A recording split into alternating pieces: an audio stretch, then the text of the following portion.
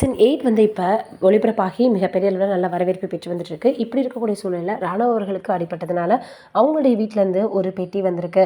அதில் அவருக்கு தேவையான விஷயங்கள் வச்சுருக்காங்க அப்படின்னும் சொல்லப்படுது. என்ன அது அப்படின்னு வந்து பார்க்கும் பொழுதும் அவருக்கு ஏதாவது மெடிசன் இருக்கா, அதற்கப்புறமாக அவருக்கு வேறு ஏதாவது வந்து ஆடைகள் தேவையா அப்படின்னு எல்லாமே பார்த்து பார்த்து வைக்க சொல்லி பிக் பாஸ் வீட்டில் இருந்து ராணவர்களுடைய வீட்டிற்கு சொல்லியிருக்கிறாங்க. அப்போ அவங்க ஆடைகளோட ஒரு சில விஷயங்களையும் வச்சுருக்காங்களாம். என்னது அப்படின்னு வந்து பார்க்கும்பொழுது அவங்களுடைய ஃபேமிலி ஃபோட்டோவா. இன்னொரு பக்கம் உன்னால் முடிந்த விளையாட இல்லைன்னா வந்துரு அப்படின்னு சொல்லியிருந்தாங்க. ஏற்கனவே அவருக்கு அடிப்பட்ட பொழுதே எங்களுடைய பையனை அனுப்பி வச்சுருங்க, அவர் விருப்பம் இருந்தால் விளையாடட்டும், இல்லைன்னா தேவையில்லை அப்படின்னு சொல்லியிருந்தாங்க.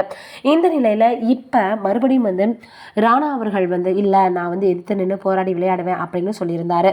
அதனால் எல்லோருமே அவரை பாராட்டி வந்துட்டு இருந்தாங்க.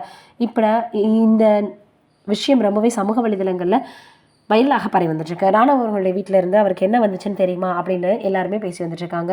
அதையும் தாண்டி அவர் நல்லா விளையாடுவார்னும் எதிர்பார்க்கப்படுது. வெயிட் பண்ணி பார்க்கலாம்.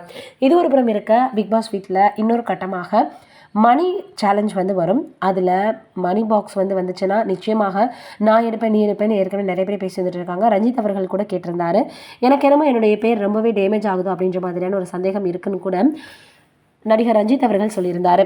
இதில் ஜெஃப்ரி அவர்கள் முதல்ல பண பெட்டியை எடுப்பாங்க அப்படின்னு சொல்லப்படுது. இதில் யார் வேணுமோ அவங்க எடுத்துகிட்டு கிளம்பலாம் அப்படின்ற மாதிரியாக இருக்கும்.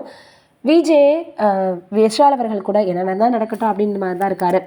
ஆனால் ஜெஃப்ரி அவர்களும் அதே போல் ரஞ்சித் அவர்களும் வந்து ஏற்கனவே இதை பற்றி பேசியிருந்தாங்க. அதனால் அவங்க மணி டாஸ்க் வந்தால் எடுப்பாங்களா அப்படின்ற எதிர்பார்ப்பு அதிகமாக இருக்குது. யார் என்ன பண்ண போகிறாங்க அப்படின்றத வெயிட் பண்ணி தான் பார்க்கணும்.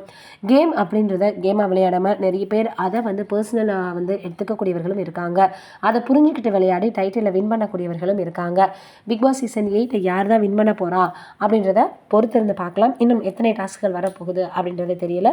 வெயிட் பண்ணி பார்ப்போம். நீங்கள் என்ன நினைக்கிறீங்கன்னு கமெண்ட்டில் சொல்லுங்கள்.